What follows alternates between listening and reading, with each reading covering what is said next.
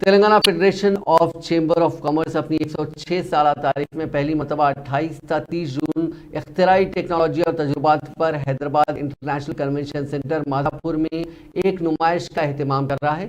इस नुमाइश का मकसद मुल्क के एंटरप्रेन्योर्स को असरी तहकीकी व मुसाबकती तरक्यात से वाबस्ता करते हुए नौजवानों को सनती पैदावार से जोड़ना है। INN चैनल से बात करते हुए सदर Telangana federation of chambers of commerce Anil Agarwal ने बताया कि 150 से ज्यादा micro small and medium entrepreneurs और स्टार्टअप्स इस नुमाइश का हिस्सा होंगे। प्रेसिडेंट FTCCI 106 साल की हिस्ट्री में फेडरेशन यह पहली बार एक्सपो कर रहा है। यह इसका बहुत ही एम्बिशियस प्रोजेक्ट है और यह इनोवेशन टेक्नोलॉजी पर हो रहा है।